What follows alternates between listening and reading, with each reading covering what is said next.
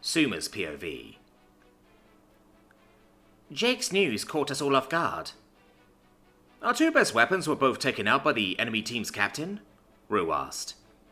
It would appear so. The lieutenant asked us to return and to be on the lookout just to be safe, I told her. I don't understand why she is nervous, Odin said. There are 5 of us and only 2 of them. If we work together, I'm sure we can win. I do not know, I said, and spread my wings. But we only need to follow orders for now. We all flew straight for the area that Lieutenant Datahu and 9 were, being careful to not run into the remaining members of the other team, as we did, by staying in the higher tree branches. Hidden by the leaves and moving slowly, we arrived safely. Ah, good.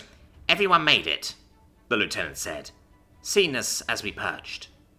9 and her were beside one another, but facing away, to keep watch on both sides.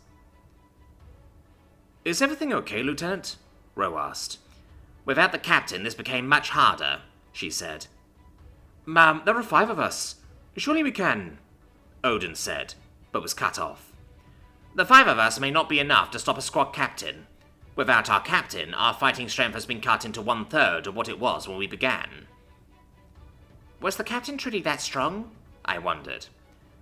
While he may not have been as physically impressive as Sentinel in terms of life force density and mana reserves, our captain still had decades of experience in combat, she answered. But you were a court mage, Rue said. And he was a royal mage, much like our opponent, the lieutenant said. Do not be confused. Though our numbers may be greater, that is currently our only advantage. I would estimate that our team is currently outmatched. So, it will be hard, Odin's asked. Yes, but our numbers can help us. What can we do? I asked. Attack from all sides, and hope to catch him by surprise, the lieutenant said.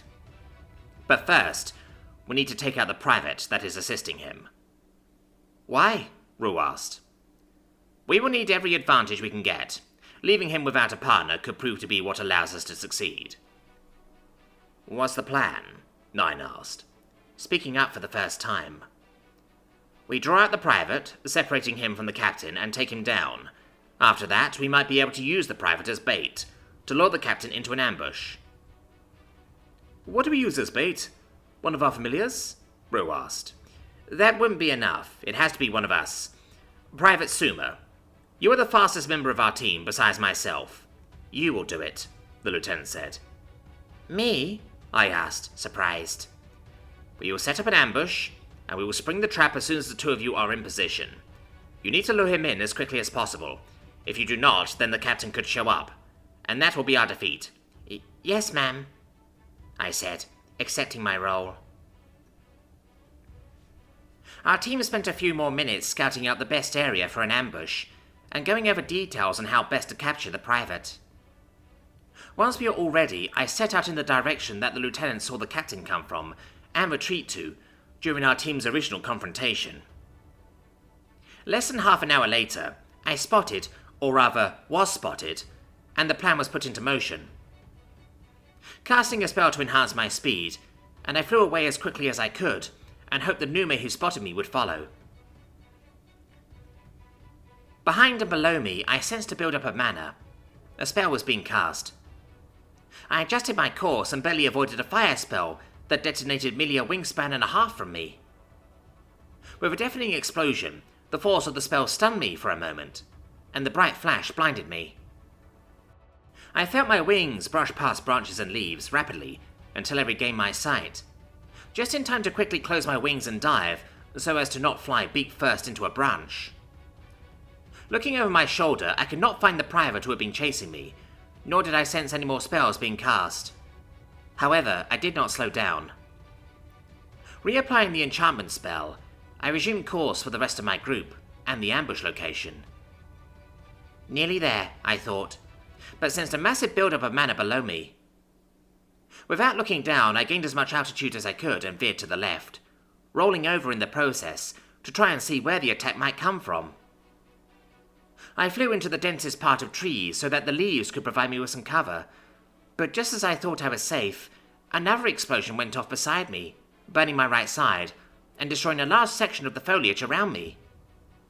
My cover was gone, my right wing was numb, and I was falling. Panicking, I tapped my wings again and dove, and flared them and corrected myself. Casting a healing spell while flying was not easy, but doing so while being chased was impossible. So instead, I simply kept flying, straight for the team. My heart was racing, my wings ached, and to make things worse, I sensed another, larger build-up of magic. Without warning, I heard an explosion, but this time I did not feel it. In fact, it came from behind me. Looking over my shoulder, I saw my team all attacking the private. "London Hill, Suma!" Odin shouted. "We got him!" One by one they cast spells, most of which the private was able to evade. He even managed to cast another of those exploding spells, which Nine was caught in. "Ugh!" Nine yelled, and fell to the ground. Once I finished healing my own wing enough, I flew over and healed Nine. He was unconscious and therefore out of the exercise. In the end, the private was taken down by a spell from the lieutenant, and I treated his wounds as well. "You did well, team." The lieutenant congratulated us. She turned to the private, who I was casting a healing spell on. "And so did you, soldier.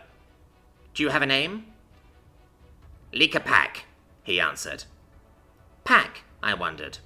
"Do you know a Von Pack?" "Yes. Here's my cousin." He looked at my wing, which was still numb from his earlier spells.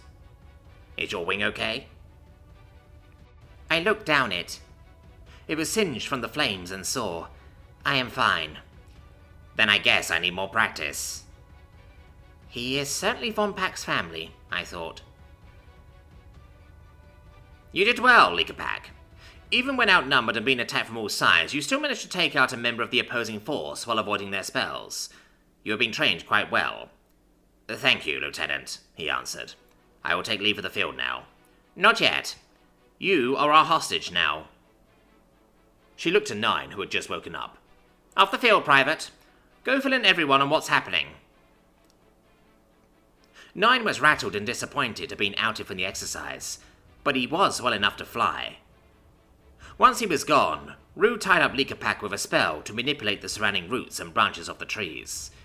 Now secured, Odin's portion of the mission was to begin.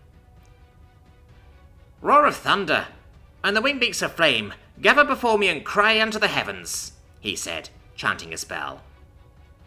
A ball of red lightning formed in front of him. For a moment, the lightning pulsated with a high-pitched ring and then shot into the air. It gave off a noise like a screeching Borug beast, before exploding like thunder. Just as I thought the spell was over, several smaller bolts shot out from it, each crackling like a snapping branch, as they fell from the sky and faded away.